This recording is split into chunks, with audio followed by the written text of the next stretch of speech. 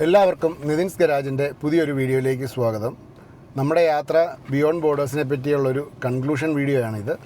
നമ്മുടെ യാത്ര beyond borders sponsor ചെയ്തിരിക്കുന്നത് ചാർജ് മോഡാണ്. തിരുവനന്തപുരം ആസ്ഥാനമായി ചാർജിങ് സ്റ്റേഷൻസിൻ്റെ സർവീസ് പ്രൊവൈഡ് ചെയ്യുന്ന ഒരു കമ്പനിയാണ് ചാർജ് മോഡ്. അവരുടെ ചാർജിങ് സ്റ്റേഷൻ വെക്കണമെന്നുണ്ടെങ്കിൽ നിങ്ങൾക്ക് അവരെ കോൺടാക്റ്റ് ചെയ്യാനുള്ള ഡീറ്റെയിൽസ് ഞാൻ ഡിസ്ക്രിപ്ഷനിൽ കൊടുത്തിരിക്കാം. ഈ വീഡിയോയിൽ ഞങ്ങൾക്ക് ഉണ്ടായ ബുദ്ധിമുട്ടുകളും യൂസർ എക്സ്പീരിയൻസും ഞങ്ങൾ കണ്ട കാഴ്ചകളെ പറ്റിയും ഞങ്ങൾക്ക് അല്ലാതെ ഓരോ സ്ഥലത്ത് നിന്ന് കിട്ടിയ എക്സ്പീരിയൻസും കാര്യങ്ങളുമൊക്കെയാണ് നിങ്ങളുമായിട്ട് ഷെയർ ചെയ്യുന്നത്. ആദ്യം തന്നെ നമ്മൾ ചാർജിങ്ങിൻ്റെ കാര്യം പറഞ്ഞാൽ, നമ്മൾ ഈ യാത്ര കംപ്ലീറ്റ് ചെയ്തപ്പം നമ്മൾ ഏകദേശം 53 ഫാസ്റ്റ് ചാർജ് ചെയ്തു. അതുപോലെ തന്നെ ഒരു സ്ലോ ചാർജും ചെയ്തു. നമുക്ക് ഈ ചാർജിങ്ങിന് ടോട്ടൽ എമൗണ്ട് ആയത് 21,463 രൂപയാണ് കോസ്റ്റ് ആയത്. അത്രമാണ് നമ്മൾ ചാർജിങ്ങിന് വേണ്ടി എക്സ്പെൻസ് ആയത്. അതുപോലെ തന്നെ നമ്മൾ റഫായിട്ട് നോക്കിയപ്പോഴത്തേക്ക് 30 എങ്ങാണ്ടല്ല ആദ്യം. അല്ല, അത് നമ്മൾ പ്ലാൻ ചെയ്തത്. നമ്മൾ ഫുൾ യാത്രയ്ക്ക് പ്ലാൻ ചെയ്തു. നമ്മൾ ഫുൾ യാത്ര ചെയ്തില്ലല്ലോ. നമ്മൾ നേപ്പാളിൽ പോകാതെ തന്നെ അവിടെ നിന്ന് തിരിച്ച് പിന്നെ പ്രശ്നങ്ങളുണ്ടായതുകൊണ്ട് നമ്മൾ തിരിച്ചു പോരുമല്ലായിരുന്നു. അതായിരുന്നു നമ്മൾ കാൽക്കുലേറ്റ് ചെയ്തത്. 35+ ആവും എന്നുള്ളതാണ് കാൽക്കുലേറ്റ് ചെയ്തത്. പക്ഷേ ഫുള്ളായിട്ട് നമ്മൾ പോകാഞ്ഞുകൊണ്ടാണ് ഈ 53 തീർന്നത്. അല്ലെങ്കിൽ ഒരു 53 കൂടെ വന്നതാണ് ചാർജിങ്. പിന്നെ നമുക്ക് ടോളായത്, നമ്മൾ ഏകദേശം 101 ടോൾ പ്ലാസയ്ക്കകത്തോടെ കയറി ഇറങ്ങി. നമുക്ക് ടോളായത് 10,496 രൂപ. അത് ഏറ്റവും കൂടുതൽ ടോളായത് NH44 എനിക്ക് തോന്നുന്നു 60 കിലോമീറ്ററിൻ്റെ ഇടയ്ക്കൊക്കെ തന്നെ 3 ടോൾ കൊടുത്ത സ്ഥലങ്ങളൊക്കെ ഉണ്ട്. എന്ത് ക്രൈറ്റീരിയയിലാണ് ഇത് വെച്ചേക്കുന്നതെന്നുള്ളത് ഞങ്ങൾക്കറിയത്തില്ല. പക്ഷേ 60 കിലോമീറ്ററിൻ്റെ ഇടയ്ക്ക് 3 ടോൾ കൊടുത്തവരുണ്ട്. പക്ഷെ വഴിയെല്ലാം നല്ല വഴി ഒക്കെ ആയിരുന്നു. ടോൾ കൊടുക്കുമ്പോഴത്തേക്ക് എന്നാലും നമുക്ക് ഒരു സാറ്റിസ്ഫാക്ഷൻ കിട്ടുമായിരുന്നു. അതെ, നമുക്ക് വഴി നല്ലതാണല്ലോ. പക്ഷേ ഞങ്ങൾ ഇങ്ങേപ്പുറത്തൂടെ കൊൽക്കത്ത കൂടി പോയപ്പം വഴി നല്ല ലോറി ട്രാഫിക് ഭയങ്കര കൂടുതലാണ് NH44 അപേക്ഷിച്ച്. അതാണ് നമുക്ക് ഈ മെയിനായിട്ടുള്ള എക്സ്പെൻസ് ഉണ്ടായത്. പിന്നെ ഞങ്ങൾ എല്ലാ ദിവസവും തന്നെ എന്നുള്ള രീതിയിൽ തന്നെ റൂം എടുത്ത് താമസിച്ചിരുന്നു. ചില ദിവസമൊക്കെ വണ്ടിയിൽ തന്നെയായിരുന്നു ഫുള്ള്. ചിലടത്ത് ഭയങ്കര മോശപ്പെട്ട ഒരു അനുഭവം ഉണ്ടായത് അവിടുത്തെ ആയിരുന്നു. റൂമിന് 3,000 രൂപയെന്ന് പറഞ്ഞു. ഓക്കെ, ഞങ്ങളതുപോലെ മടുത്തായിരുന്നു. അപ്പം ഞങ്ങൾ പറഞ്ഞു ഓക്കെ, റൂമിന് 3,000 രൂപ. എല്ലാം പൈസ കൊടുക്കാന്ന് പറയുമ്പോൾ അതെ, ജനറേറ്റർ കറണ്ട് പോയി ഓണാക്കണമെന്നുണ്ടെങ്കിൽ വേറെ പൈസ തരണമെന്ന്. AC കട്ടാവും. അതപ്പം നിങ്ങൾക്കത് AC-ക്കകത്ത് കിടക്കണമെന്നുണ്ടല്ലേ, ജനറേറ്റർ ഓണാക്കണം, അതിന് സെപ്പറേറ്റ് മണിക്കൂറിന് പൈസ വെച്ചാൽ. അപ്പം ഞങ്ങളത് വേണ്ടാന്ന് പറഞ്ഞു. പിന്നെ തൊട്ടടുത്ത് തന്നെ വേറൊരു ഹോട്ടൽ കിട്ടി. അത്രയും പൈസ പോലും ആയില്ല. എനിക്കൊന്ന് 1,800. അടിപൊളിയായിരുന്നു. 1,800 രൂപ അങ്ങനെ എന്തോ.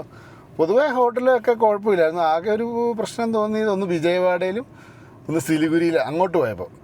അയ്യോ, അതൊരു സിലിഗുരിയിൽ ഇച്ചിരി കടുപ്പമായിപ്പോയി. കോഴിക്കടയുടെ അകത്ത് റൂം എടുത്ത് ഞങ്ങള് കിടക്കുന്ന ഒരു പ്രതീതിയായിരുന്നു. ഭയങ്കര സ്മെല്ല്. കോഴിക്കടയുടെ മണം സെയിം എക്സ്പീരിയൻസ് ആയിരുന്നു.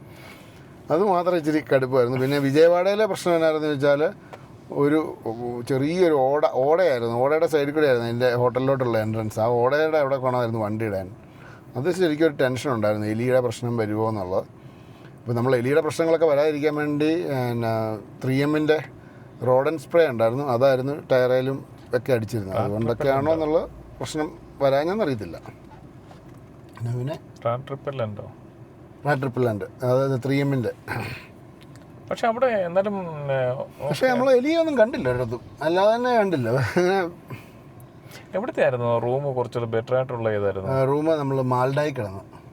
ആ പൈസയ്ക്ക് അനുസരിച്ച് ഭയങ്കര വലിയ റൂമായിരുന്നു.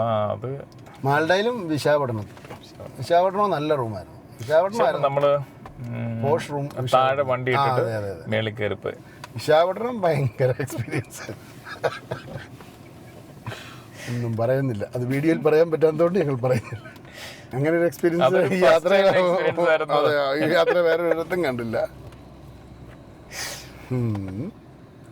പിന്നെ വണ്ടിയുടെ കാര്യം പറയുകയാണെങ്കിൽ, വണ്ടി ഈ ചാർജിങ് 53 ചാർജിങ്ങും ഒരു സ്ലോ ചാർജിങ്ങും ഫുള്ളായിട്ടാണ് ചെയ്തത്. അതിനകത്ത് എനിക്ക് 53 ഒരെണ്ണം മാത്രം 67% നിർത്തേണ്ടി വന്നു കറണ്ട് പോയതുകൊണ്ട്. ബാക്കി ഒരെണ്ണം പോലും നമ്മൾ ബ്രേക്ക് ചെയ്യാതെ 100% ആക്കി. അതുകൊണ്ടായിരിക്കും വണ്ടിക്ക് ഒരു കുഴപ്പവും വന്നില്ല. നമ്മൾ യാത്രയിൽ 200-240 കിലോമീറ്റർ വരെയൊക്കെ ഒറ്റ സ്ട്രെച്ചിൽ ഓടിച്ച സമയമുണ്ട്. പിന്നെ ബീഹാറിലോട്ട് എത്തിയപ്പം പറ്റിയത് എന്താണെന്ന് വെച്ചാൽ, ഉഷ്ണതരംഗം വന്നുകൊണ്ട് ഭയങ്കര ചൂടായിരുന്നു. ആ ചൂടിൽ നമുക്ക് AC ഇട്ട് ഓടിക്കാൻ പറ്റാത്തൊരു സാഹചര്യം വന്നു. AC ഇട്ട് കഴിഞ്ഞാൽ ഒരു 100-120 കിലോമീറ്ററേ വരുവുള്ളായിരുന്നു നമുക്ക് മൈലേജ് കിട്ടുന്ന.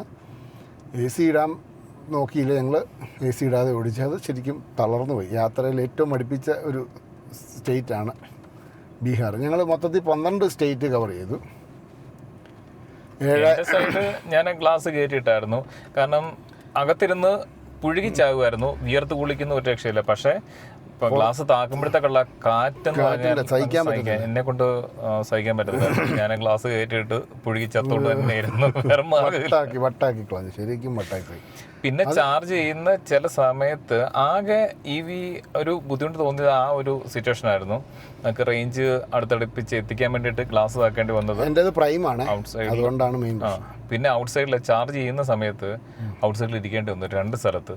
അത് കുറച്ച് കഠിനമായിട്ട് വന്നിട്ടുണ്ട്. നമ്മുടെ എക്സ്പീരിയൻസ് ആയിരുന്നു. നമ്മുടെ ഇവിടെ ഒന്നും അങ്ങനത്തെ പ്രശ്നമില്ല. എല്ലായിടത്തും എന്തെങ്കിലും ഷീൽഡ് കാണും. ഇതൊന്നുമില്ല. പൊരി വെയിലത്തെങ്കിൽ പൊരി വെയിലത്ത്, പൊരി മഴയെങ്കിൽ മഴ. പക്ഷെ എന്നെ സംബന്ധിച്ച് എനിക്കൊരു വലിയൊരു എക്സ്പീരിയൻസാണ്. കാരണം എന്നാലും ഞാനൊരു EV എടുക്കും, അത് 100% കാരണം കേരളത്തിലെവിടെയും അത് പെർഫെക്റ്റ് ആണ് വണ്ടി. ഇത് വേറെ ആൾക്കും കിട്ടാത്തൊരു എക്സ്പീരിയൻസ് ആണ്. ഒരു EV എടുക്കാൻ ആഗ്രഹിക്കുന്ന ഒരാൾക്ക് കിട്ടാവുന്ന ഏറ്റവും വലിയൊരു എക്സ്പീരിയൻസ് ആണ് എന്നെ സംബന്ധിച്ച് എനിക്ക് കിട്ടിയത്. ഇത്ര വലിയ ടെസ്റ്റ് ഡ്രൈവ് അല്ലേ? അതെ, 7540 അത്രയും ടെസ്റ്റ് കിട്ടും. ഒരു കാര്യമില്ല, സത്യം പറഞ്ഞിട്ടുണ്ടല്ലേ. ഈ വണ്ടി പോലെ ഇതിൻ്റെ യാത്ര കംഫർട്ട് ഭയങ്കരമായിരുന്നു. കാരണം അത്രയും 7000 സംതിങ് കിലോമീറ്റർ 22 ദിവസം ഓടിച്ച് നമ്മൾ യാത്ര ചെയ്യുന്നു. ആ ഒരു ഇതിലായിട്ട് സീറ്റ് ഇരുന്നിട്ട് ഒരു മടുപ്പില്ലായിരുന്നു. സത്യമായിട്ടോ. എനിക്ക് ഉള്ള വണ്ടി ഇഗ്നിസ് ആണ്. പക്ഷെ അതല്ല, എനിക്ക് തോന്നുന്നില്ല ഒരാഴ്ച കൊണ്ട് തന്നെ ചിലപ്പം നമ്മൾ കട്ടമ്പടം മടക്കേണ്ടി വന്നേനെ. നമ്മൾ ഈ വീഡിയോ ശരിക്കും പുറത്തൊക്കെ നിന്ന് എടുക്കണമെന്ന് വിചാരിച്ച് ഒരിടം വരെ വന്ന, പക്ഷെ പെരുമഴയാണ് പുറത്ത്, അതുകൊണ്ട് അത് ഡ്രോപ്പ് ചെയ്തു.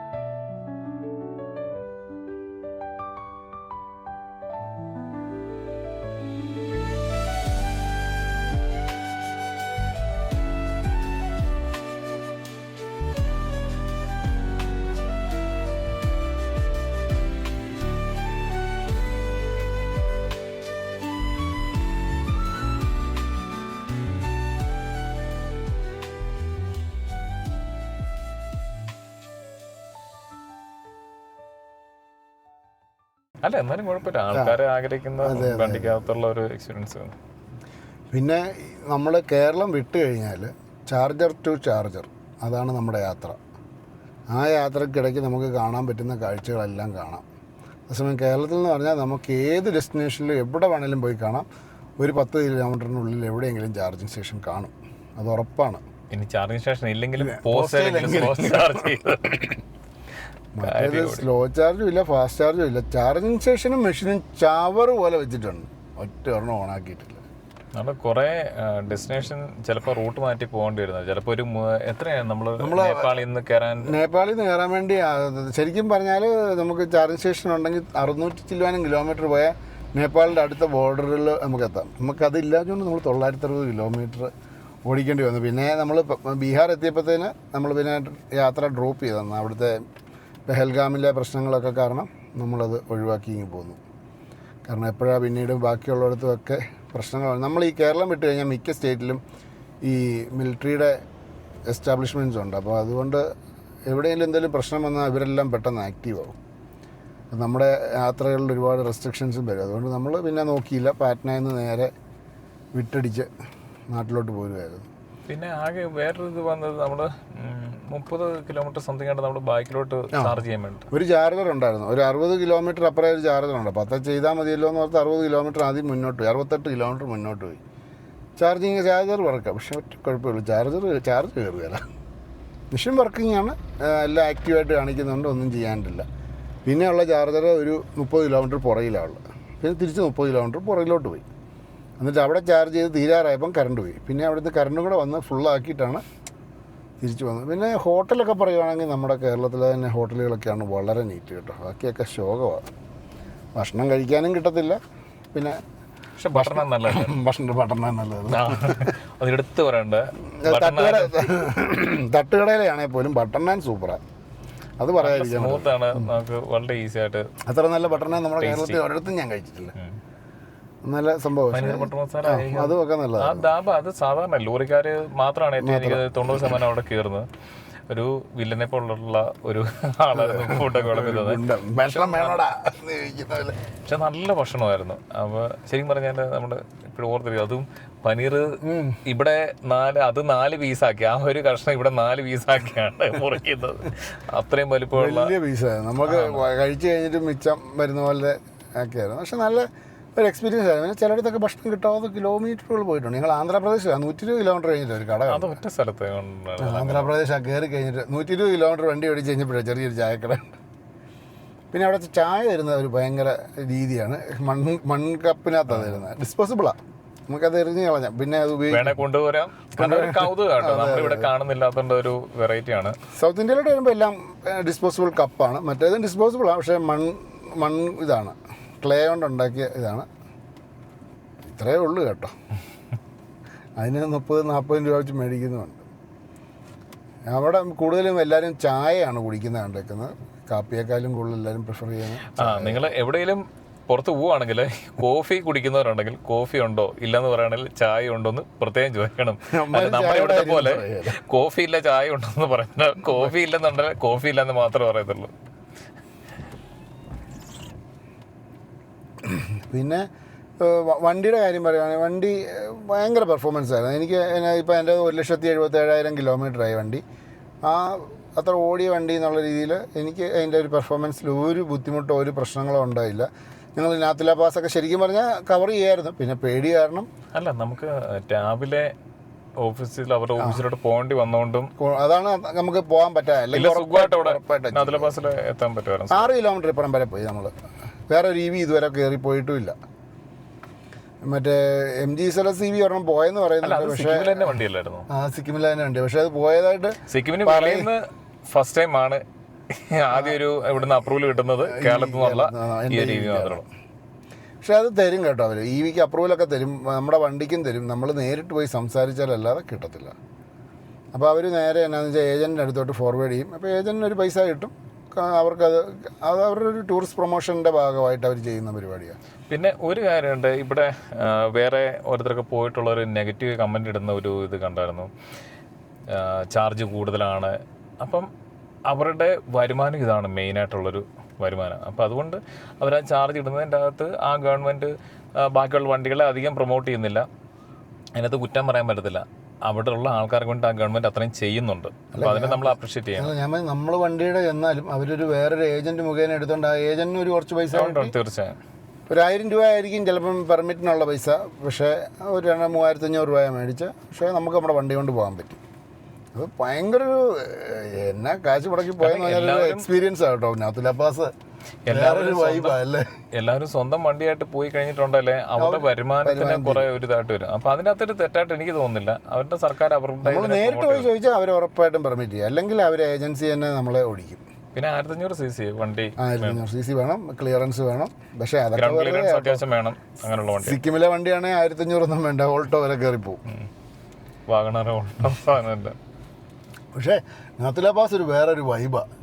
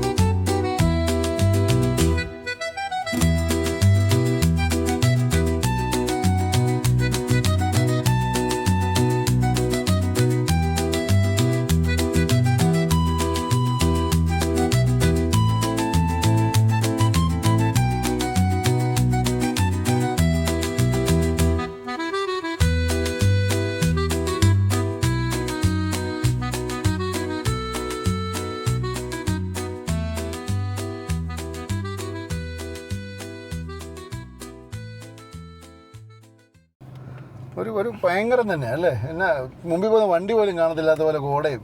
അത് നല്ലതാണ്.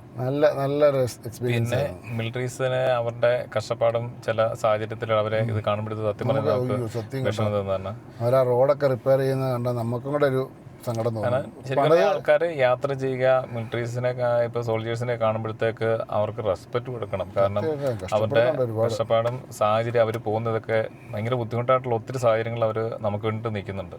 ഭയങ്കര ഞാൻ റോഡിലൊക്കെ കല്ലും മണ്ണും എല്ലാം വീഴുന്ന ഇവരൊക്കെ തന്നെ. വെള്ളത്തിനകത്ത് നമ്മൾ അവിടെ നിന്ന് വീഡിയോ എടുത്തില്ലേ, നമ്മൾ ആദ്യത്തെ സ്റ്റോപ്പ് ചെയ്ത് ആ വെള്ളം ഒഴിഞ്ഞെടുത്ത ഒരു 5-6 പേര് അവിടെ ഇറങ്ങി എന്തൊക്കെയോ പൈപ്പ് എന്തോ ശരിയാക്കുന്നു. ഇതൊക്കെ മിലിറ്ററി ക്യാമ്പിലോട്ടുള്ളതായിരിക്കും. എന്നാൽ പോലും അതുപോലെ ബുദ്ധിമുട്ടുണ്ടെന്നേ. നമ്മൾ കാണുമ്പോൾ നമ്മളത്ര സുഖമായിട്ട് പോകുന്നുണ്ടെങ്കിൽ അവരതുപോലെ ഹാർഡ് വർക്ക് ചെയ്തിട്ടാണ്. മറ്റേ ബോർഡർ റോഡ് ഓർഗനൈസേഷനാണ് അവിടുത്തെ റോഡെല്ലാം മെയിൻറ്റെയിൻ ചെയ്യുന്നത്. അവർ അതിൻ്റെതായ കാര്യങ്ങൾ അവിടെ ചെയ്യുന്നുണ്ട്. അതുകൊണ്ട് നമ്മളാണെങ്കിൽ പോലും അവർ പറയുന്ന കാര്യങ്ങളൊക്കെ അനുസരിച്ച് അങ്ങ് പോവുക. EV കൊണ്ട് പോകുന്നവരാണെങ്കിൽ ഒരു ദിവസം മുമ്പ് പെർമിറ്റ് എടുത്ത് കൈവെക്കുക, എന്നിട്ട് പോവുക. കാരണം വെച്ചാൽ അല്ലെങ്കിൽ നമ്മൾ അവരുടെ ഓഫീസിലൊക്കെ പോയി മേടിച്ചിട്ട് വരുമ്പോൾ നമ്മുടെ അത്ര കൂടെ ചാർജ് വണ്ടിയിൽ നിന്ന് പോകും. ഞാൻ എൻ്റെ EVയുടെ കണക്ക് വെച്ചിട്ടാണ് പറഞ്ഞത് കേട്ടോ. അതിന് പവറുള്ള EV ഒക്കെ ആണെങ്കിൽ വലിയ വിഷയമൊന്നുമില്ല. പക്ഷേ അതൊന്ന് പോകാൻ പറ്റുവാണെങ്കിൽ ഇനിയിപ്പോൾ EVയെ പോയില്ലെങ്കിലും അവരുടെ വണ്ടിയാണെങ്കിലും ഒന്ന് പോയി കാണുന്ന ഒരു എക്സ്പീരിയൻസാണ് കേട്ടോ. ഗാങ്ടോക്കിലെ ആൾക്കാരും അതുപോലെ തന്നെ നല്ല ഇടപെടലും കാര്യങ്ങളും ഒക്കെയാണ്. ഭൂട്ടാനും അതുപോലെ. ഭൂട്ടാൻ പക്ഷേ അന്യായ കത്തി കേട്ടോ. ഒരു രീതിയിലും നമുക്ക് കൂട്ടിയാൽ കൂടുതല. വണ്ടിയാണെങ്കിൽ വണ്ടിയും കൊണ്ടാണ് പോകുന്നെങ്കിൽ 4500 രൂപ പെർ ഡേ, ആൾക്കൊരാൾക്ക് 1200 പെർ ഡേ. പിന്നെ ഒരു ഗൈഡ് വേണം, പുള്ളിക്ക് 1500-2000 രൂപ റേറ്റ് പെർ ഡേ. പിന്നെ താമസിക്കാനാണെങ്കിൽ 3 സ്റ്റാർ ഹോട്ടലിൽ കുറഞ്ഞൊരു ഹോട്ടലിൽ താമസിക്കാൻ പറ്റത്തില്ല. ഇതെല്ലാം കൂടെ കഴിഞ്ഞ് വരുമ്പോൾ നമുക്കൊരു 1.5 ലക്ഷം രൂപയെങ്കിലും വേണം ഭൂട്ടാനിൽ കയറി ഇറങ്ങാൻ. അതുകൊണ്ട് ഞങ്ങൾ 24 മണിക്കൂർ മുമ്പ് പുറത്ത് ചാടി തിരിച്ച് നമ്മളെ നാട്ടിൽ തന്നെ വന്നു. നേപ്പാളിൽ പോകാൻ നോക്കി, അത് നടന്നില്ല. അതിനു മുമ്പ് തന്നെ ശ്രീനഗർ പോകാൻ പറ്റത്തില്ല എന്ന് നമുക്ക് മനസ്സിലായിരുന്നു, മണ്ണിടിച്ചിലൊക്കെ ഉണ്ടായതുകൊണ്ട്. എന്നാൽ അമൃത്സറൊക്കെ കണ്ട് മുംബൈ വഴി വരാമെന്ന് ഓർത്തപ്പോഴാണ് പെഹൽഗാമിൽ ആ ഇഷ്യൂ ഉണ്ടായത്. അതുകൊണ്ട് പിന്നെ നമ്മൾ അന്നേരം തന്നെ തിരിച്ച് വീട്ടിലോട്ട് പോകുന്നു. വീട്ടിലോട്ട് പോകുന്നതാണെങ്കിലും ഈ ചാർജിങ് സ്റ്റേഷൻ പലയിടത്തും ഉണ്ടെങ്കിലും സൗത്ത് ഇന്ത്യയോട്ട് അടുക്കും തോറുമാണ് ചാർജിങ് സ്റ്റേഷന് ഒരു ബ്രേക്ക് ഇല്ലാതെ കിട്ടാൻ തുടങ്ങുന്നത്. ഒന്നാമത് EVകൾ കുറവാന്നേ. ഈ ഹൈവേയിലൊക്കെ വളരെ 1-2 ഒക്കെ കണ്ടു എന്നുള്ളതല്ലാതെ EVs ഒന്നും ഇല്ല. അതേസമയം നമ്മുടെ നാട്ടിൽ കൂടെ പോയാൽ EVയെ തട്ടിയിട്ട് നടക്കാൻ മേലാത്ത പോലെ ഇപ്പോൾ ഒരു സിംഗിൾ ഗണ്ണൊക്കെ വെച്ചിട്ട് ഇപ്പോൾ ഒരു കാര്യമില്ലാത്ത ഒരു രീതിയിലോട്ട് മാറിക്കൊണ്ടിരിക്കുക നമ്മുടെ ഇവിടുത്തെ EV വിപ്ലവം. ചാർജിങ് സ്റ്റേഷൻ നല്ലപോലെ ഇത് വരുന്നുണ്ട്. പൊരുത്തപ്പെട്ടത് എല്ലായിടത്തും ഉണ്ടല്ലോ, അതിനുള്ള മാറ്റമുണ്ട്. വണ്ടികൾ അതുപോലെ ഇറങ്ങുന്നുണ്ട്. പിന്നെ യാത്ര പോകുന്നതിന് മുമ്പ് എല്ലാവരും ചാർജിങ് സ്റ്റേഷനെ പറ്റിയൊക്കെ ഒന്ന് പഠിച്ച് വർക്കിംഗ് ആണോ അങ്ങനത്തെ കാര്യങ്ങളൊക്കെ ശ്രദ്ധിക്കുക. ചിലയിടത്തൊക്കെ ചില ആപ്പൊന്നും വർക്കിംഗ് അല്ല. ഇപ്പം BPSLനാണെങ്കിൽ ഇപ്പോൾ ഡ്രൈവ് എന്ന് പറഞ്ഞൊരു ആപ്പാണ്. അയണേജ് മാറിയിട്ടുണ്ട്. അയണേജ് ഇതിനകത്ത് പൈസ ഇട്ടേക്കുന്നവർ ഫിൽ എന്നൊക്കെ പറഞ്ഞ് ചാർജിങ് സ്റ്റേഷൻ ഉപയോഗിക്കുകയാണെങ്കിൽ അതിനകത്തുനിന്ന് ഉപയോഗിക്കാൻ പറ്റും. ചാർജ് മോഡിൻ്റെ ചാർജിങ് സ്റ്റേഷനിൽ ചാർജ് ചെയ്യാൻ പറ്റി. എന്ന് വെച്ചാൽ അവരുമായിട്ട് കൊളാബറേഷനുള്ള ചാർജ് സോണും സ്റ്റാറ്റിക്കിൻ്റെയൊക്കെ ചാർജിങ് സ്റ്റേഷനിൽ നമുക്ക് ചാർജ് മോഡിൻ്റെ ആപ്പ് ഉപയോഗിച്ച് ചാർജ് ചെയ്യാൻ പറ്റി. അതുപോലെ നമ്മുടെ കേരളത്തിൽ നിന്നുള്ള ഗോയിസിക്കും അവിടെ ചാർജിങ് സ്റ്റേഷൻസ് ഉണ്ട്. ചാർജ് മോഡിന് ഒരുപാട് കൊളാബറേഷനിലുള്ളതുകൊണ്ട് അവർക്ക് ഒരുപാട് വൈഡ് ഏരിയ നെറ്റ്വർക്കാണ് നോർത്തിലോട്ടൊക്കെ ചെന്ന് കഴിഞ്ഞാൽ. നേപ്പാളിൽ ചാർജ് ചെയ്യണമെന്നുള്ള ആഗ്രഹത്തിൽ പോയി, പക്ഷേ നേപ്പാളിൽ കയറാൻ പറ്റാഞ്ഞുകൊണ്ട് അത് ഉപേക്ഷിച്ചു. ഇനി അടുത്ത സെക്കൻഡ് പാർട്ടായിട്ട് പോകണം. പക്ഷേ ചാർജ് മോഡ് അവർ എല്ലാ രീതിയിലും അവർ സപ്പോർട്ട് ചെയ്തു. അവരോട് നമ്മൾ ഈ കാര്യം യാത്രയെ പറ്റി പറഞ്ഞപ്പം തന്നെ അവർ വില്ലിങ് ആയി. പിന്നെ നമ്മൾ അവരുമായിട്ട് സംസാരിച്ചു. അവരൊക്കെ നമുക്കും പെർഫെക്റ്റായിട്ട് നമ്മുടെ യാത്ര വൃത്തിയായിട്ട് കൊണ്ടുപോകാൻ പറ്റി. പട്ടിണി കിടക്കാനും ക്ഷമയും വേണം EVയും കൊണ്ട് പോകുമ്പം കേട്ടോ, നോർത്തിലോട്ട് പോകുമ്പോൾ. കാരണം വെച്ചാൽ ഭക്ഷണം വലിയൊരു ക്രൈറ്റീരിയയാണ്. കിട്ടാൻ പാടെന്ന് പറഞ്ഞാൽ നമ്മൾ മലയാളികളായതുകൊണ്ടായിരിക്കാം നമുക്ക് ഈ ഇച്ചിരി വൃത്തി കൂടി പോയതുകൊണ്ടാണോ എന്നറിയത്തില്ല, നമുക്ക് ഇച്ചിരി വൃത്തിമാരുടെ ഭക്ഷണം ഉണ്ടാക്കുന്ന കണ്ടു കഴിഞ്ഞാൽ ബുദ്ധിമുട്ടിപ്പോവും. പിന്നെ നല്ല എക്സ്പെൻസീവ് ഭക്ഷണം കേട്ടോ. എക്സ്പെൻസ് കുറവൊന്നുമില്ല. ഒരിടത്ത് കയറി രാവിലെ എനിക്ക് തോന്നുന്നു ചെന്നൈയിലാണെന്ന് തോന്നുന്നു, രാവിലെ ഒരു 2 പൂരി കഴിച്ചതേ ഉള്ളൂ. 2 പേരും ഓരോ സെറ്റ് പൂരി മേടിച്ചു 450 രൂപ. പിന്നെ തിന്നു കഴിഞ്ഞിട്ട് വല്ലതും പറയാനുണ്ടോ? ഒന്നും പറയാതെ. അതുപോലെ സ്റ്റാർ ഹോട്ടലാണെന്നുണ്ടല്ലോ, ഓക്കെയാണ്. ഇത് സാധാ ഒരു ഹോട്ടല്, വെറും സാധാരണ ഒരു ഹോട്ടലിൽ, ഒരു വെജിറ്റേറിയൻ ഹോട്ടല്, ഹൈജീനിക്കൊന്നും അല്ല അത്ര ഇതായിട്ട്. ഒരു 2 കോഫിയും 2 സെറ്റ് പൂരി 450 രൂപ. കണ്ണ് തള്ളിപ്പോയി. അങ്ങനത്തെ എക്സ്പീരിയൻസ് ഒരുപാടുണ്ട്. ഭക്ഷണത്തിൻ്റെ കാര്യത്തിലാണ് എനിക്കൊന്ന് താമസിക്കുന്നതിനേക്കാളും കൂടുതൽ ചില സമയത്ത് ഭക്ഷണം എക്സ്പെൻസ് ആയ ദിവസങ്ങളൊക്കെ ഉണ്ട്. പിന്നെ നിങ്ങൾ യാത്ര പോകുന്നതിൻ്റെ ചിന്തിക്കേണ്ട ഒരു കാര്യം, ഞങ്ങൾക്ക് പറ്റിയ ഒരു അബദ്ധം പറയാണ്. പ്രാവശ്യം ഒരു സ്ഥലത്ത് പോയിട്ട് നിതിൻ ചേട്ടൻ്റെ ഒരു ബിരിയാണി പറഞ്ഞു, ഞാൻ വേറെ എന്തുവായിരുന്നു പറഞ്ഞു, ബട്ടർ നാൻ പറഞ്ഞു. നിങ്ങളിവിടുന്ന് അങ്ങോട്ട് പോയിട്ട് മുഴുവൻ ബട്ടർ നാനും കറിയാണ് ഞാൻ മേടിച്ചത്. കറി ഒരു 2 പേർക്ക് കഴിക്കാനുള്ള കറി കൊണ്ടുവന്നു. ഞാനത് എങ്ങനെ കഴിച്ചു തീർക്കുന്നുണ്ട്. അന്നേരമാണ് എൻ്റെ ബിരിയാണി വരുന്നത്, ഒരു കൊട്ടകത്തിനകത്ത് നിറച്ച സാധനം. അപ്പം ഇത് എത്ര പേർക്ക് ഒരു ബിരിയാണി അത് എത്ര പേർക്ക് കഴിക്കാൻ പറ്റും എന്നുള്ളത് പിന്നെ തൊട്ട് നമ്മൾ ചോദിക്കുക. നമുക്കത് ഫുഡ് വേസ്റ്റ് ചെയ്യാം. നമ്മൾ ഓർക്കും 350 രൂപ ഇവിടുത്തെ ബിരിയാണിയുടെ റേറ്റ് അങ്ങനെ ആയിരിക്കും. ആദ്യത്തെ അങ്ങനെ ഓർത്ത് പറഞ്ഞു ബിരിയാണി പറഞ്ഞു. എൻ്റെ ദൈവമേ, 2 പേരല്ല 4 പേര് കഴിച്ചാൽ തീരുമല്ലാത്തത്രയും ബിരിയാണി ഇറച്ചി കളഞ്ഞിട്ട് പോരുക എന്നുള്ളതല്ലാതെ എന്നെ ചെയ്യാൻ പറ്റും. പിന്നെ ബിരിയാണി പോകുമ്പോൾ മേടിക്കണമെന്നില്ല കേട്ടോ, മുഴുവൻ എസൻസാണ്. എസൻസ് സ്പ്രേ അടിച്ചു വിട്ട പോലെ കേട്ടോ. നോർത്തിലോട്ട് എനിക്ക് തോന്നുന്നത് ഭക്ഷണത്തിൻ്റെ കാര്യത്തിൽ ബട്ടർ നാൻ തന്നെയാണ് രാജാവ്. അതാണ് ഏറ്റവും രുചി ഉണ്ടായിരുന്നത്. ബട്ടർ നാനും പനീർ അല്ലെന്നുള്ള ചിക്കൻ്റെ എന്തെങ്കിലും ഒരു കഴിക്കുവാണെങ്കിൽ അവരുടെ ആന്ധ്ര ചിക്കൻ എന്ന് പറഞ്ഞൊരു കറി നല്ല രുചിയാട്ടോ. ആദ്യത്തെ കുറച്ച് നല്ല ടേസ്റ്റി ആയിരുന്നു. ചിലത് ഗ്രേവി മാത്രം മതി. ബട്ടർ നാൻ പിന്നെ നമ്മൾ ആദ്യം പോയി കഴിച്ച എവിടെയാണെന്ന് വെച്ചാൽ ഒരു ചാർസോണിൻ്റെ ഒരു മനുഷ്യനില്ലാത്ത ഒരു റെസ്റ്റോറൻറ്റിൽ പോയി നമ്മൾ കയറിച്ചില്ലേ. ചാർസോണ്ട ചെയ്യാനിടയിൽ ഗൗരവരം എന്നാണ് സ്ഥലം. അവിടുത്തെ അവരോട് ചോദിച്ചപ്പോൾ ഞാൻ ആന്ധ്ര ഇത് നല്ലതാണെന്ന് പറഞ്ഞു. ആന്ധ്രയിൽ തന്നെ അത് അടിപൊളിയാകും, അത് നല്ല ടേസ്റ്റിയാകും. പിന്നെ അവരുടെ സർവീസ് ഇത് കേൾക്കുമ്പോൾ എല്ലാവരും ഓർക്കും ഇവന്മാർ തിന്നാൻ വേണ്ടി തന്നെ പോയി. പിന്നാലും പോയി കാഴ്ചകൾ കാണാം. ഞാൻ പറഞ്ഞില്ലേ, ഈ നോർത്തിലോട്ട് പോകുമ്പോൾ ഒരു പ്രശ്നം എന്ന് വെച്ചാൽ ചാർജർ ടു ചാർജർ ആണ് നമ്മുടെ യാത്ര. നമ്മൾ പോകുന്ന വഴിക്ക് ഇന്ന വഴിയെന്ന് നമുക്ക് തീരുമാനിക്കാൻ പറ്റത്തില്ല. ഇന്ന സ്ഥലത്ത് സൈറ്റ് സീയിങ് ഉണ്ടെന്ന് പറഞ്ഞ് നമുക്ക് പോകാൻ പറ്റില്ല. വണ്ടിയും ചാർജർ തീരുമാനിക്കും നമ്മൾ ഇതുവഴിയൊക്കെ പോകണം. നമ്മളൊന്ന് തീരുമാനിക്കുന്ന വഴി കൂടെ നമ്മളെ പറഞ്ഞു വിടത്തില്ല. ചാർജർ നമ്മൾ ദൈവം തീരുമാനിക്കും എന്ന് പറഞ്ഞ പോലെ ചാർജർ തീരുമാനിക്കും നമ്മൾ ഏത് റൂട്ട് പിടിക്കണമെന്നല്ല. അത് കേരളത്തിൽ മാത്രമേ ഉള്ളൂ നമുക്ക് നമ്മുടെ ഇഷ്ടാനുസരണം പോകാൻ പറ്റുന്നത്. എവിടെ വേണേലും പോകും. കേരളത്തിൽ ഒരു സ്ഥലത്തും നമുക്ക് EV കൊണ്ട് പോകാൻ, അതായത് ഈ പ്രൈം കൊണ്ട് പോലും പോകാണ്ട് നമുക്കൊരു ബുദ്ധിമുട്ട് വരാത്ത, ഈവൻ സ്ലോ ചാർജ് ആയ കോമറ്റുമായിട്ടും അത്യാവശ്യം എവിടെയെങ്കിലും പോകാൻ ഏതെങ്കിലും പോസ്റ്റൽ ഒരെണ്ണം കാണും. പക്ഷേ ആ കാര്യത്തിൽ കേരള സർക്കാരിനെ സമ്മതിക്കണം. കാരണം എവിടെ പെട്ടുപോയി എന്ന് പറഞ്ഞാൽ അത്യാവശ്യം ഏതെങ്കിലും ഒരു പോസ്റ്റെങ്കിലും കാണും നമുക്ക് രക്ഷപ്പെടാനായിട്ട്. അത് ഇൻഫ്രാസ്ട്രക്ചറിൻ്റെ കാര്യത്തിൽ EV ഇൻഫ്രാസ്ട്രക്ചർ കേരളത്തിലെ കഴിഞ്ഞിട്ട് വേറെ ഏത് സ്റ്റേറ്റിലും എനിക്ക് എൻ്റെ എക്സ്പീരിയൻസ് പോയാൽ ഏറ്റവും കുറവ് EV ചാർജിങ് ഫെസിലിറ്റീസ് ഉണ്ടായിരുന്നത് ബീഹാറിലാണ്. ബാക്കി എല്ലായിടത്തും പിന്നെയും കുഴപ്പമില്ല. സിക്കിമിൽ ഓടണം. അത് പിന്നെ അവിടെ ആകെ നമ്മൾ മാത്രമേ ഉള്ളായിരുന്നു EV ആയിട്ട്. നമ്മൾ ചെല്ലുമ്പോൾ ഒരു ചാർജ് സ്റ്റേഷനിൽ ഒരാൾ MGസിയുടെ CV ആയിട്ട് ചാർജ് ചെയ്യാൻ വന്നിട്ടുണ്ട്. അവർക്ക് നാത്തുലാപ്പാസിൽ പോകാനായിട്ട് അവരേതോ ഏജൻറ്റിനെ കോൺടാക്ട് ചെയ്ത്, അവർ സമ്മതിച്ചില്ല, കിട്ടുകയില്ല എന്ന് പറഞ്ഞ്. ഇത് നമ്മൾ നേരെ പെർമിറ്റ് സെല്ലിൽ ചെന്നു. പെർമിറ്റ് സെല്ലിൽ ചെന്നിട്ട് നമ്മൾ പറഞ്ഞു നമ്മുടെ വണ്ടി ഇങ്ങോട്ട് നാത്തുലാപ്പാസിൽ പോകാൻ വേണ്ടിയാന്ന് പറഞ്ഞപ്പോൾ അയ്യോ EVക്ക് പെർമിഷൻ കൊടുക്കുകയില്ല എന്ന് പറഞ്ഞു. അപ്പം നമ്മളിങ്ങനെ അവരുടെ കയ്യെ കാലെ പിടിച്ചപ്പോൾ അവർ വണ്ടി കൊണ്ട കാണിക്കാൻ പറഞ്ഞു. വണ്ടി കണ്ട കാണിച്ചു കഴിഞ്ഞപ്പോൾ അവർക്ക് ഹാപ്പിയായി. അവർ ഒരു ഏജൻറ്റിൻ്റെ നമ്പർ തന്നു. നമ്മൾ ആ ഏജൻറ്റിനെ കോൺടാക്ട് ചെയ്തു. പിന്നെ എല്ലാം വളരെ പെട്ടെന്നായിരുന്നു. നമ്മളിപ്പോൾ നാളെ പോകാനാണെങ്കിൽ തലേ ദിവസം തന്നെ നമ്മൾ പെർമിറ്റ് എടുത്ത് വെക്കണം, അല്ലെങ്കിൽ നമുക്കതൊരു ബുദ്ധിമുട്ടായിരിക്കും. ഏറ്റവും നേരത്തെ പോവുകയാണെങ്കിൽ അത്രയും നല്ലതാണ്. ഭയങ്കര തിരക്കാവും. അത് തന്നെ നമ്മൾ പോയ സമയത്തൊക്കെ നല്ല റഷായില്ലേ. റഷെന്ന് പറഞ്ഞാൽ ആ തുടങ്ങുന്ന കുറച്ച് ഭാഗത്തുള്ളൊരു ബുദ്ധിമുട്ടുകളല്ല, അല്ല ബ്ലോക്കെന്നൊന്നും പറയാനായിട്ടൊന്നുമില്ല.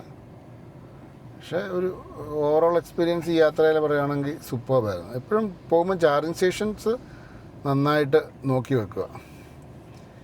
പിന്നെ ചാർജിങ് സമയമെടുക്കും എന്നുള്ളത് കൂടെ കൊണ്ടുപോകുന്നവരെ മനസ്സിലാക്കുക. എൻ്റെ കൂടെ കൊണ്ടുപോയാൾക്ക് ഏകദേശം മനസ്സിലായിട്ടുണ്ട്. ഇനിയും വരുമെന്ന് എനിക്ക് തോന്നുന്നില്ല EV. അത് എൻ്റെ പ്രൈമും കൂടെ ആയതുകൊണ്ട് ചാർജിങ് കൂടുതൽ വേണ്ടി വരും.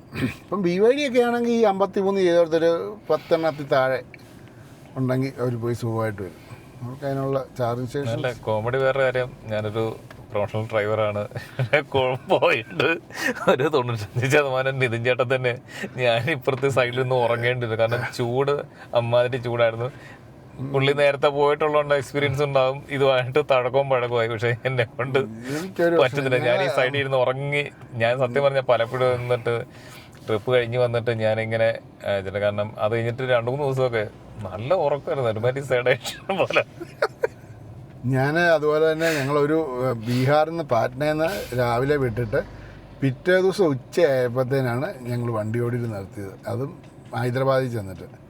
അതിൻ്റെ ഇടയ്ക്ക് ഞാൻ ഉറങ്ങുന്നു, നിതിൻ ചേട്ടന് ഓരോരോ ചാർജിങ് സ്റ്റേഷനിൽ പലയിടത്തും തിരക്കുന്നുണ്ടെന്ന് നോക്കുന്നുണ്ട്. ഇടയ്ക്ക് ഉറക്കം വരുമ്പം കോഫി ഒന്നും കിട്ടാതെ വരുന്നിടത്ത് ചാടുകയും അത്യാവശ്യം നടക്കുകയൊക്കെ ചെയ്തതിന് ശേഷം വണ്ടി. ഇത് മുഴുവൻ ഞാൻ അറിയുന്നത് ഞങ്ങൾ ബ്രഷ് ചെയ്തതിൽ കഴിഞ്ഞിട്ട് ആ സമയത്ത് വന്നപ്പോഴെങ്ങാണ്ടാണ് ഇത് എന്നോട് പറയുന്നത്. ഞാനൊന്നും അറിഞ്ഞില്ല. അത് 233 കിലോമീറ്റർ ഉണ്ട്. ഓരോ ചാർജിങ് സ്റ്റേഷൻ ഇഷ്ടം പോലെ വഴിയിലുണ്ട്, ഒറ്റ ചാർജിങ് സ്റ്റേഷൻ വർക്കിംഗ് അല്ല. പിന്നെ ചെയ്യാൻ പറ്റുന്നത് ഒരു നിർമ്മൽ എന്ന് പറഞ്ഞ സ്ഥലത്ത് ഒരു ചാർജിങ് സ്റ്റേഷനിലോട്ട് എത്തുക എന്നുള്ളതേ ഉള്ളൂ. വഴിയിൽ ഉറക്കം വരുമ്പോൾ വണ്ടി വഴി നിർത്തിയിട്ടിട്ട് റോഡിൽ കിടന്ന് ചാടും. എങ്ങനെയൊക്കെയോ വലിയ കുഴപ്പമില്ലാതെ ഇങ്ങ് എത്തി. കാരണം വെച്ചാൽ ഒരു ചായക്കട പോലും ഇല്ല, ചായ കുടിക്കാൻ അങ്ങനത്തെ സെറ്റപ്പൊന്നും ഇല്ല. മനം പോലത്തെ ഒരു പ്രദേശത്തൂടെ ഇങ്ങനെ പോകുന്നു. പിന്നെ ലോറിക്കാർ ഇഷ്ടം പോലെ ഉള്ളതുകൊണ്ട് നമുക്ക് പേടിയൊന്നും തോന്നുന്നില്ല. അങ്ങനെ രാവിലെ ഞങ്ങളവിടെ ചെന്ന് ചാർജ് ചെയ്തു. നമ്മൾ വേറെ എവിടെ പോയപ്പോഴത്തേക്കായിരുന്നു വണ്ടിയുടെയൊക്കെ ഈ എന്താ ഈ പിടലി പിടിഞ്ഞ പോലെ. അത് ബീഹാറിൽ അയ്യോ ലോറി ഒന്നിട്ടുമില്ല, തകർത്തിട്ടേക്കുന്ന പോലെ അങ്ങ് ഇട്ടേക്കുക. 10-20 വണ്ടികള്. ഞങ്ങള് ഒരു സൈഡിൽ ഞാൻ നല്ല ഉറക്കം ഇതായിട്ട് എനിക്ക് കൺട്രോൾ ചെയ്യാൻ പറ്റാതുള്ള ഉറക്കം. നിതിൻ ചേട്ടനും ഉറങ്ങുന്ന ഇരുന്നൊക്കെ സൈഡിൽ ഒതുക്കി ഞാൻ പറഞ്ഞത് വേണ്ട, സൈഡിൽ ഒതുക്കിയാൽ എനിക്ക് നമ്മൾ അതിൽ നല്ല ഉറക്കം വെച്ച് തന്നെ വണ്ടി ഓടിച്ചേക്കുക. കാരണം സൈഡിൽ ഒതുക്കിയാൽ വല്ല ലോറിക്കാരനും വന്ന് കയറും നമ്മുടെ ഉറപ്പാണ്. കാരണം നമ്മൾ ആ വഴിയിൽ എന്നിട്ട് നമ്മളൊരു ഒരു യൂസർ കാർ സെയിൽ ചെയ്തതിന് അകത്ത് കയറ്റിയിട്ടാണ് ഞങ്ങൾ കിടന്ന് അങ്ങോട്ട് ഒതുക്കിയിട്ട് അത്രയൊക്കെ വന്ന് ഇടിക്കുകയല്ലെന്നുള്ളൊരു പ്രതീക്ഷയല്ലേ. അത് എന്നാലും എനിക്ക് പേടിയുണ്ടായിരുന്നു. കാരണം ഇഷ്ടം പോലെ വണ്ടികളുടെ ഈ എന്താ ഈ ചില വണ്ടികളുടെ ഇതുണ്ടല്ലോ, അതിന്റെ ഈ ചേസും സെപ്പറേറ്റ് ചെയ്തിട്ടുണ്ട്, ട്രെയിലർ പോലത്തെ ഇത് സാധനം വരുന്നത്. അതിന്റെ എല്ലാം ഈ തലയൊക്കെ ഒരുമാതിരി അടിച്ച് ഒതുക്കി കിട്ടി ചുരുട്ടി ഇച്ചിരിയായിട്ടൊക്കെ ഉള്ളു. പലയിടത്തും പള്ളി തലയൊന്നും ഇല്ല വണ്ടിക്ക്. പേടിയാവുമായിരുന്നു. ബീഹാറിൽ നിന്ന് പാറ്റ്നയ്ക്ക് പോകുന്ന വഴിക്ക്, ബീഹാറിൽ തന്നെ പാറ്റ്ന. പിന്നെ നമ്മൾ തിരിച്ച് പോരുന്ന വഴിക്ക് ഏതോ കുറച്ച് ഹിൽ ഏരിയ പോലെ വരുന്ന സ്ഥലത്തും ഒരു 2-3 ട്രെയിലറും എല്ലാം. അത് മധ്യപ്രദേശിലൊരു ഫോറസ്റ്റിലോട്ട് കയറുന്ന സമയത്ത് അത് ആക്സിഡന്റിന്റെ മെയിൻ ഏരിയ തോന്നുന്നു. ഒരു 3-4 വണ്ടിക്ക് മുകളിലും കണ്ട് നമ്മൾ നിർമ്മൽ സ്ഥലത്ത് എത്തുന്നതിന് മുമ്പായിട്ട് ഒരു വളവിന് എത്ര ലോറിയാണ് മറിഞ്ഞ് കിടക്കുന്നുണ്ട്. അത് വീഡിയോക്കകത്തുണ്ടായിരുന്നു. ഈ യാത്ര പോകുന്നവർ എപ്പോഴും EVയെ പോകുന്നവർ എപ്പോഴും ചാർജിങ് സ്റ്റേഷൻസിനെ പറ്റി ഒരു അവയർനെസ് അവർക്ക് മനസ്സിൽ വേണം. അതിനെപ്പറ്റി ഒരു പ്രീ പ്ലാൻഡ് ആയിട്ട് നമ്മൾ ചിന്തിച്ചാലേ നമുക്ക് കറക്റ്റായിട്ട് യാത്ര ചെയ്യാൻ പറ്റത്തുള്ളൂ. പിന്നെ പ്രൈമും കൊണ്ടൊക്കെ പോകുന്നത് നല്ല ഹെറ്റിക്കാണ്. കാരണം ചാർജ് ചെയ്ത് മടുക്കും. മറ്റേ ഇച്ചിരി കൂടെയൊക്കെ മൈലേജ് ഉള്ള വണ്ടിയാണെങ്കിൽ കുഴപ്പമില്ല. BYD എന്നല്ല, ഒരു മാക്സൊക്കെ ആണെങ്കിൽ പോലും ഒരു ആശ്വാസമുണ്ട്. പിന്നെ നിങ്ങൾ ട്രിപ്പ് പോകാനായിട്ട് പ്ലാൻ ചെയ്യുന്നവരുണ്ടെന്നുണ്ടല്ലേ, പുതിയ വണ്ടി എടുക്കാണ്ട് പ്ലാൻ ചെയ്യുന്നവരൊക്കെ ഉണ്ടെന്നുണ്ടല്ലേ, ഇതിൻ്റെ അകത്ത് പ്ലേലിസ്റ്റിൽ നിങ്ങൾക്ക് സെപ്പറേറ്റ് ആയിട്ട് വീഡിയോ ഈ വീഡിയോയുടെ full details A to Z കാര്യങ്ങളുണ്ട്.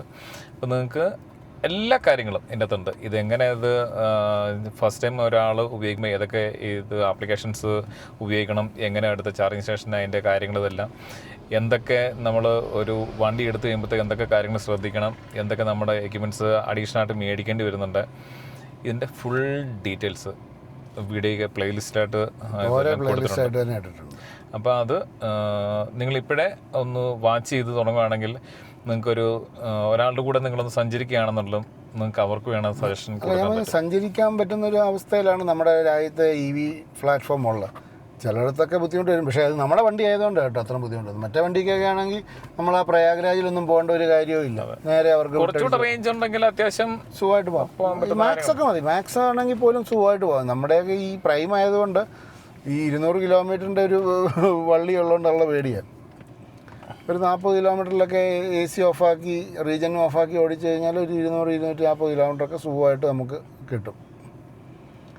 പിന്നെ എന്താണെന്ന് വെച്ചാൽ നമ്മൾ ചാർജിങ് സ്റ്റേഷനിലൊന്നും ഒരു ഇതുമില്ല. എവിടെയെങ്കിലും ഒരു കസാര എടുത്തുകൊണ്ട് പോയി മാറി ഇരിക്കുക എന്നുള്ളത് മാത്രമേ ഒരു ഓപ്ഷനുള്ളൂ നമുക്ക്. ഒരു 400 കിലോമീറ്റർ റേഞ്ചുള്ള റിയൽ ലൈഫിൽ കിട്ടുന്ന ഒരു വണ്ടി ഒരു ആവറേജ് കിലോമീറ്റർ ഇവിടെ ഇപ്പോൾ 80-90 പോകുമ്പോഴത്തെ 400 കിട്ടുന്നതാണെങ്കിൽ അത്യാവശ്യം സുഖമായിട്ട് 300-320 കിലോമീറ്റർ അതിന് ഉറപ്പായിട്ടും കിട്ടും. നമ്മൾ AC ഇട്ട് പോയാൽ പോലും അതൊക്കെ അച്ചീവ് ചെയ്യും. കാരണം വെച്ചാൽ ഈ പ്രാവശ്യം കഴിഞ്ഞ പ്രാവശ്യം ഞാൻ സോൻമാർഗ് പോയപ്പോൾ ഇതുപോലൊരു NH44 ഇതുപോലെ ഒരു ബുദ്ധിമുട്ട് വന്നില്ല. പക്ഷേ ഈ ഇങ്ങപ്പുറത്തൂടെയൊക്കെ പോയപ്പോൾ തന്നെ നല്ല ചാർജിങ് സ്റ്റേഷൻസ് ഒരുപാടുണ്ട്. അത് ഏകദേശം എന്താ പറയുക, ഒരു പിന്നെ കൊൽക്കത്ത കഴിയുന്നവിടം വരെ വലിയ കുഴപ്പമില്ല. അത് കഴിയുമ്പം ചെറുതായിട്ട് പണി തുടങ്ങും. ചാർജിങ് സ്റ്റേഷൻ ഉണ്ട്, പക്ഷേ വർക്കിംഗ് ആയിരിക്കില്ല. അത് കുറച്ച് ഹെവിയാണ്. പിന്നെ നിങ്ങൾ മെയിനായിട്ട് ചിന്തിക്കുക, ഈ ഫോൾഡബിൾ ചെയർ ഡെക്കാത്ലോണിൽ മേടിക്കാൻ കിട്ടും. അത് നിങ്ങൾ എത്ര പേര് യാത്ര ചെയ്യുന്നുണ്ടോ അതിനനുസരിച്ച് മേടിച്ച് വെക്കുകയാണെങ്കിൽ നിങ്ങൾക്ക് ബുദ്ധിമുട്ടില്ല. അത് അത്യാവശ്യം ഏത് തീക്കാറ്റിനകത്താണെങ്കിലും ഒന്ന് ഇരിക്കുകയെങ്കിലും ചെയ്യാൻ പറ്റും. ഇല്ലെങ്കിൽ അത് ഭയങ്കരമായിട്ട് അല്ലെങ്കിൽ കുറച്ച് പത്രം കൊണ്ടുപോകും, എവിടെയെങ്കിലും കുത്തിയിരിക്കുക, അതേ ഉള്ളൂ. പിന്നെ ഭക്ഷണം ഉണ്ടാക്കാനൊക്കെ കൊണ്ടുപോകാൻ കേട്ടോ, അതിനൊന്നും ഒരു കുഴപ്പമില്ല. കാരണം ഞങ്ങളെ പോലെ ആയിരുന്നു, ഞങ്ങൾ ഭക്ഷണം ഉണ്ടാക്കാൻ കൊണ്ടുപോയെങ്കിൽ ഒരു പ്രാവശ്യം മാത്രമേ ഉണ്ടാക്കിയുള്ളൂ. കാരണം വെച്ചാൽ മിക്ക ചാർജിങ് സ്റ്റേഷനും ചെല്ലുമ്പോഴത്തേനും ആപ്പീസ് ഊരും, അതുപോലെ മടുത്തു പോകുമായിരുന്നു. കാരണം ചൂട് കാരണമേ. ഒരിടത്ത് മാത്രമേ ഞങ്ങൾക്ക് ഭക്ഷണം കിട്ടാത്തതുകൊണ്ട് ഞങ്ങൾ ഉണ്ടാക്കിയത്. പക്ഷേ പൊതുവേ നമുക്ക് യാത്ര ചെയ്തിട്ട് അല്ല, അന്ന് നമ്മൾ ഫോഴ്സ്ഫുള്ളി നമുക്കൊന്ന് ഉണ്ടാക്കണം. ഒരു ഹോട്ടലിൻ്റെ ഫ്രണ്ടിൽ അവർ കാണാതെ ഞങ്ങൾ സൈഡിലിരുന്നുണ്ടാക്കി ഭക്ഷണം കഴിച്ചു. കാരണം കുറേ മായി ഇതെല്ലാം കൊണ്ടുവരുന്നുണ്ട്, ഫുഡ് കൊണ്ടുവരുന്നുണ്ട്. പിന്നെ ചില സാഹചര്യം രാവിലെ ഇപ്പം അടുത്ത ഡെസ്റ്റിനേഷൻ കവർ ചെയ്യാനായിട്ടുള്ളത് നോക്കുമ്പോഴത്തേക്കൊക്കെ ഇപ്പം ഹോട്ടലിൽ. പിന്നെ ഒരു കാര്യം പറയാം, നമ്മൾ നോർത്തിലോട്ടൊക്കെ പോകുമ്പോൾ നമ്മുടെ കേരളത്തിലെ പോലെ എന്നാൽ രാവിലെ മസാല ദോശയോ പൂരി മസാലയോ ഒക്കെ കഴിക്കാമെന്ന് വിചാരിച്ചാൽ എനിക്ക് തോന്നുന്നില്ല അത്ര സുഗമമായിട്ട് കിട്ടുമെന്ന്. അവർ കൂടുതലും ബാഹുബാജിയും മറ്റേ നമുക്ക് അങ്ങനെ ദഹിക്കാത്ത സാധനങ്ങളൊക്കെയാണ് അവരൊക്കെ കഴിക്കുന്നത് കണ്ടേക്കുന്നത്. പിന്നെ വൃത്തിയുടെ കാര്യം ഇച്ചിരി പുറകോട്ടാണ്. പല സർവീസ് സ്റ്റേഷനിൽ പോലും ബാത്റൂമൊക്കെ കണ്ടാൽ സഹിക്കാൻ പറ്റത്തില്ല. ഒരു ഗംഗ എന്നൊക്കെ പറഞ്ഞൊരു ബീഹാറിലുള്ളൊരു സർവീസ് സെൻറ്റർ ഷോറൂമുണ്ട്. എന്നാ വൃത്തികെട്ട ബാത്റൂമാണെന്നറിയോ. ടാറ്റയൊന്നും അതൊന്നും ഒരു ഇൻസ്പെക്ഷനോ ഒന്നും നടത്തുന്നില്ല. ഇത്ര വണ്ടി സെയിൽ ചെയ്തിട്ട് വണ്ടിയുടെ കാര്യത്തിൽ തന്നെ കറക്റ്റായിട്ട് നോക്കുന്നില്ല. നേരെ അല്ല, അവർ കുറച്ചും കൂടെയൊക്കെ സർവീസിൻ്റെ കാര്യത്തിലും കസ്റ്റമർ ഫ്രണ്ട്ലി ആയില്ലെങ്കിൽ മുന്നോട്ട് ഭാവി എത്ര നല്ല വണ്ടി ഇറക്കിയാലും പരിതാപകരമാണ്. കാരണം വെച്ചാൽ എനിക്ക് എൻ്റെ വണ്ടിയെപ്പറ്റി പൂർണ്ണമായിട്ടും അറിയാം, പൂർണ്ണമായിട്ടും ഞാൻ ഹാപ്പിയാണ്, 100% ഹാപ്പിയാണ് ഈ വണ്ടി. അപ്പോൾ അങ്ങനെയുള്ള ഒരു എക്സ്പീരിയൻസിൽ ഈ ടാറ്റ കുറച്ച് സപ്പോർട്ടൊക്കെ തരുവാണെങ്കിൽ ആൾക്കാർ കൂടുതൽ വണ്ടി മേടിക്കും. എന്നാൽ സർവീസിനെ പറ്റിയുള്ളൂ ആൾക്കാർക്ക് കംപ്ലൈൻറ്റ്. ടാറ്റയുടെ വണ്ടിയെപ്പറ്റി ആർക്കും അഭിപ്രായം മോശം അഭിപ്രായമൊന്നുമില്ല. കുറേ കൂടെയൊക്കെ R&D മെച്ചപ്പെടുത്തി കഴിഞ്ഞാൽ ടാറ്റയ്ക്ക് നല്ല രീതിയിൽ കൊണ്ടുപോകാം. വണ്ടി പവർഫുള്ളാണ്, സേഫ്റ്റി ഉണ്ട്, എല്ലാം. ഈയിടെ എൻ്റെ ഒരു ഫ്രണ്ടിനോട്, പുള്ളിക്ക് 18% ഡ്രോപ്പാണ്. ഈ സർവീസ് സെൻ്ററിൽ എന്ന് പറയുന്നത് 20% കൂടുതൽ ഓടിക്കാതിരിക്കുക നല്ലതെന്ന്. ഇനി 10-20% ഒന്നും വെക്കണ്ടല്ലോ, 80% ഒന്നും ഇട്ടാൽ പോലെ. എന്തിനാ 20% അവിടെ അങ്ങ് വെച്ചേക്കണം കട്ട് ഓഫ് ആയിട്ട്. അങ്ങനെയൊക്കെയുള്ള വർത്തമാനങ്ങൾ പറയുമ്പോഴാണ് നമ്മൾ ഈ കാശും മുടക്കി മേടിച്ചിട്ട്. ഞാനീ പോയ യാത്രകളെല്ലാം ഫാസ്റ്റ് ചാർജ് ചെയ്താൽ. ഞാൻ കേരളം വിട്ട് കഴിഞ്ഞാൽ ഞാൻ ഫാസ്റ്റ് ചാർജ് അല്ലാതെ സ്ലോ ചാർജ് ചെയ്യുന്നൊരു പരിപാടിയേ ഇല്ല.